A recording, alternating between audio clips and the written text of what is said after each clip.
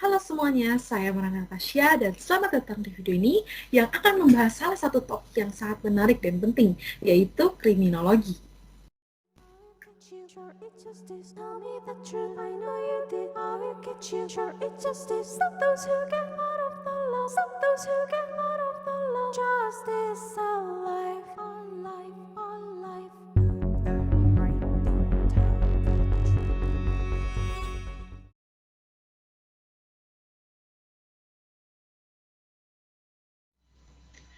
Kriminologi merupakan ilmu pembantu dalam hukum pidana yang berfokus pada pemahaman tentang fenomena kejahatan yang tidak hanya mencari pemahaman tentang alasan dibalik tindakan kriminal terjadi, tetapi juga berusaha untuk menemukan cara-cara efektif untuk mengurangi tingkat kejahatan dalam masyarakat.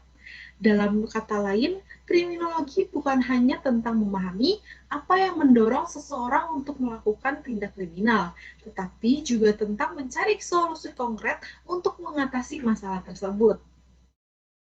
Salah satu tokoh yang berkontribusi dalam perkembangan kriminologi adalah seorang antropolog terkenal asal Prancis, yaitu Paul Topinard. Ia mengemukakan kriminologi sebagai suatu cabang ilmu yang mempelajari dengan mendalam tentang segala aspek yang terkait dengan kejahatan, baik dari segi sejarahnya maupun dari sudut pandang analisis ilmiah. Pendekatan Topinard ini mencerminkan kompleksitas kriminologi sebagai ilmu yang tidak hanya mencoba untuk menjawab pertanyaan-pertanyaan dasar tentang mengapa seseorang melakukan kejahatan, tetapi juga berusaha untuk merincikan faktor-faktor sosial, psikologis, dan bahkan biologis yang dapat mempengaruhi perilaku kriminal. Ruang lingkup kriminologi sangat luas. Ini mencakup pemahaman tentang berbagai jenis kejahatan, mulai dari kejahatan kecil hingga kejahatan besar. Ruang lingkup kriminologi ini mencakup tiga hal pokok, yaitu proses pembuatan hukum pidana dan acara pidana, lalu etiologi kriminal, dan reaksi terhadap pelanggaran hukum. Lalu selanjutnya, apa yang menjadi objek studi kriminologi? Yang pertama, ada perbuatan yang disebut kejahatan, lalu yang kedua ada pelaku kejahatan, dan yang ketiga ada reaksi masyarakat yang ditujukan baik terhadap perbuatan maupun terhadap pelakunya.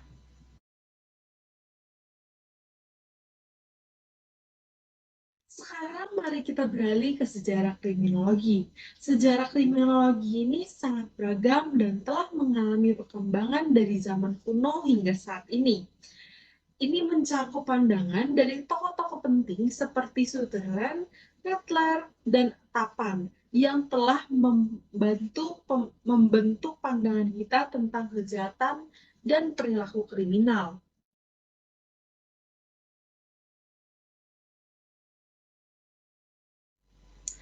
Ilmu kriminologi yang lebih modern mulai berkembang pada abad ke-18 dan 19. Tokoh seperti Cesare Beccaria dari Italia dan Jeremy Bentham dari Inggris memainkan peran penting dalam merumuskan teori-teori kriminologi yang menjadi dasar bagi banyak pemikir kriminologi modern. Beccaria menulis tentang pentingnya hukuman yang adil dan proporsional serta perlunya mencegah kejahatan daripada hanya menghukumnya. Teori-teori ini telah membantu membentuk landasan bagi studi kriminologi yang lebih ilmiah dan berfokus pada pemahaman pencegahan dan pengendalian kejahatan. Jadi dapat kita lihat bahwa sejarah kriminologi sangat berkaitan dengan perkembangan pemikiran tentang hukum, keadilan, dan kejahatan dari masa ke masa. Kriminologi melibatkan beberapa subdisiplin, termasuk yang pertama kriminologi teoritis yang mengembangkan tentang kejahatan, lalu kriminologi terapan yang melibatkan studi kasus kejahatan tertentu dan kebijakan kejahatan, lalu ada kriminologi korporasi yang memeriksa kejahatan di dalam organisasi bisnis, dan kriminologi sosial yang menyelidiki faktor-faktor sosial yang berkontribusi pada kejahatan. Perlu kita ketahui bersama bahwasanya penjelasan mengenai kejahatan sendiri terbagi menjadi tiga jenis. Yang pertama secara spiritual yang disebabkan atas pengaruh setan dan kutukan dan ataupun lain-lain. Adapun cara natural di mana manusia bisa berbuat baik atau buruk atau cenderung mengejar kepentingan sendiri.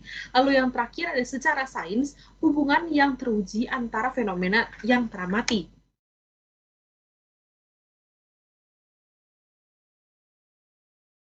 Selanjutnya mengenai apa saja faktor ya dari timbulnya kejahatan. Yang pertama, kejahatan bisa saja terjadi karena adanya kekuasaan, lalu kejahatan bisa terjadi akibat masalah dalam kehidupan sosial, kejahatan juga bisa terjadi dari perhatian akademisi, lalu kejahatan juga bisa terjadi karena kemiskinan atau pengangguran.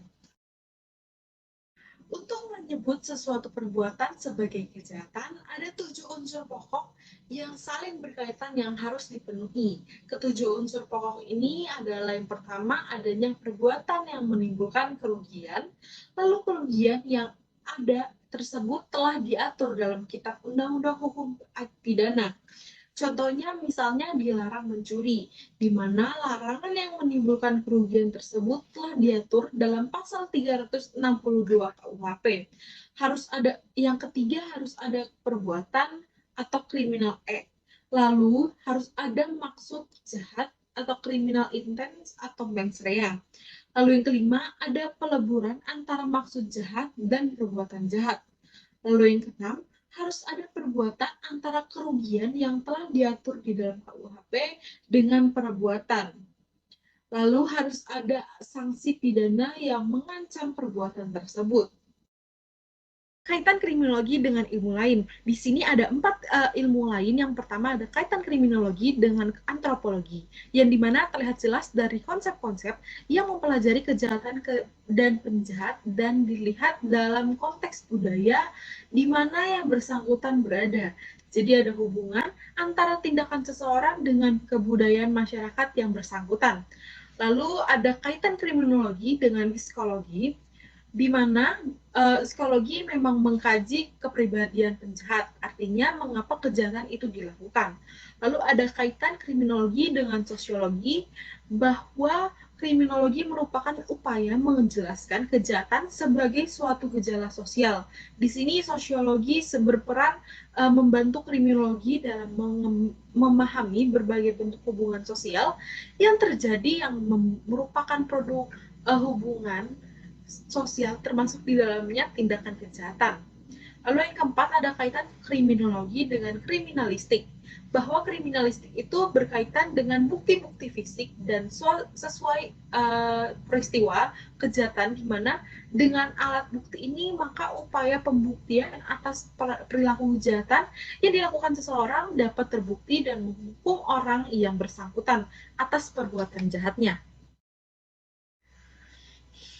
Kejahatan selalu ada dalam masyarakat sebagai akibat dari kehidupan bersama. Oleh sebab itu, para ahli hukum selalu berusaha mencari jalan keluar untuk menanggulangi kejahatan tersebut. Penanggulangan kejahatan empirik terdiri atas 3 bagian pokok. Yang pertama, ada preemptif, bahwa yang dimaksud dengan upaya preemptif di sini adalah upaya-upaya yang dilakukan oleh para pihak kepolisian untuk mencegah terjadinya tindak pidana. Usaha-usaha ini yang dilakukan dalam penanggulangan kejahatan secara preemptif adalah menanamkan nilai-nilai atau norma-norma yang baik sehingga norma-norma tersebut terinternalisasi dalam diri seseorang. Lalu yang kedua ada preventif, di mana penanggulangan kejahatan secara preventif ini dilakukan untuk mencegah terjadinya atau timbulnya kejahatan yang pertama kali. Lalu yang ketiga ada represif. Upaya ini dilakukan pada saat telah terjadi tindak pidana atau kejahatan yang tindakannya berupa penegakan hukum dengan menjatuhkan hukuman. Penanggulangan dengan upaya represif ini dimaksud untuk menindak para pelaku kejahatan sesuai dengan perbuatan serta memperbaiki kembali agar sadar bahwa perbuatan yang dilakukan merupakan perbuatan yang melanggar hukum dan tidak dan merugikan masyarakat, sehingga tidak akan mengulanginya dan orang lain tidak akan melakukan mengingat sanksi yang akan ditanggung sangat berat. Sekian yang dapat saya sampaikan tentang kriminologi. Terima kasih.